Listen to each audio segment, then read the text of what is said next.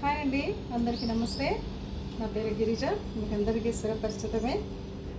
ఇప్పుడు ఈరోజు ఒక చిన్న వీడియో తీస్తున్నానండి. మొదటిసారిగా మీకు అందరికీ మళ్ళీ ఒకసారి కృతజ్ఞతలు చెప్పుకుంటున్నాను. మీరందరూ నా వీడియోస్ అన్నిటికీ చాలా చూసిన వాళ్ళందరూ లైక్ చేస్తున్నారు, తర్వాత వ్యూస్ కూడా చాలా ఇస్తున్నాయండి. చాలా థ్యాంక్స్ మీకు అందరికీ. ఈరోజు నేను ఈ గులాబీ పువ్వుల వీడియో తీస్తామనుకుంటున్నానండి. చూస్తున్నారు కదండి ఫ్లవర్స్, ఈ ఫ్లవర్స్ది వీడియో తీస్తున్నానండి. ఎందుకు ప్రత్యేకంగా ఇవి తీస్తున్నానంటేనండి, ఇది చూస్తున్నారు కదండి, ఈ చెట్టు ఎంత పైకి ఉందో తెలుసా అండి. ఇది చాలా పైకి ఉంది. ఆ పైకి మనము చేయితో మనం అందుకోలేము. ఫ్లవర్స్ అన్నీ కూడా ఎండిపోతున్నాయండి. చూడండి, ఇక్కడ మొగ్గలన్నీ ఎంత చక్కగా మొగ్గలు కూడా వచ్చాయి.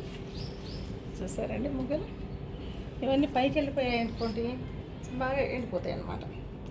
అట్లా కాకుండా ఉండాలంటే ఇంతవరకు మాత్రమే మనం చెట్టు పెట్టుకుంటే బాగుంటుంది అనుకుంటున్నానండి.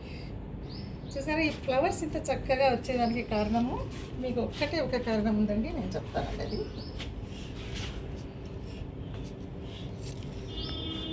ఇదిగోండి, చూస్తారండి,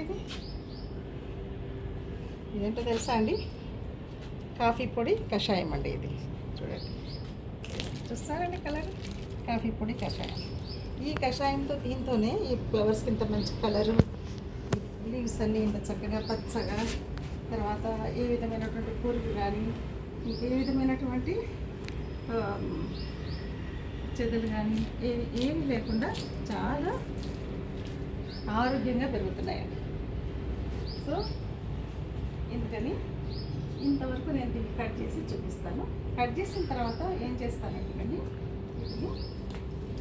ఒక పెన్సిల్ అంత సైజులో, ఇక్కడ నుంచి ఇంతవరకు పెన్సిల్ అంత సైజులో కట్ చేసి ఒక 3 ముక్కలుగా కట్ చేసేసుకొని వీటిని మళ్ళీ మనము మొక్కలు నాటుకోవచ్చు.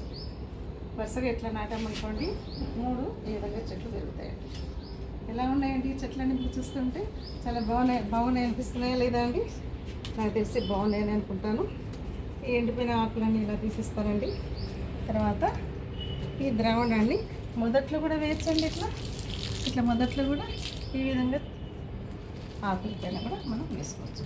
ఏ విధమైన వాటి చీమలు కానీ చీడపురుగులు కానీ ఏవి రావండి, చాలా చక్కగా పెరుగుతాయండి. చూసారా, వీటికి మాత్రం మనము ఎక్కువగా కేర్ తీసుకోవాల్సిన పని కూడా లేదండి. కాస్త నీట్గా శుభ్రంగా పెట్టుకోవాలి.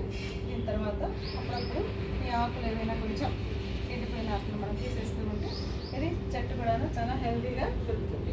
ఈ విధంగా హెల్తీగా పెరిగినప్పుడు మనం ఇంకొక 4-5 మొక్కలు ఇట్లా పెట్టామనుకోండి, చాలా చక్కగా కనిపిస్తాయండి. ఇవి చూస్తున్నారండి, ఈ వాటర్ లిల్లీస్ ఎంత మనం నీళ్ళు పోస్తే అంత చక్కగా పెరుగుతాయండి, ఫ్లవర్స్ కూడా వస్తాయండి. మనం చెట్లను బాగా చూసుకుంటే అవి కూడా మనకు మంచి పూలను ఇస్తాయి. విధంగా కాయగూరలు కూడా అంతేనండి. మీకు నచ్చిందా అండి చిన్న వీడియో? ఇది నచ్చితే లైక్ చేయండి, షేర్ చేయండి, సబ్స్క్రైబ్ కూడా చేయండి. అందరికీ మరీ కృతజ్ఞతలండి. నమస్తే. మళ్ళీ నెక్స్ట్ వీడియోలో ఇంకోసారి కలుసుకుందామండి. అంతవరకు సెలవండి. నమస్తే.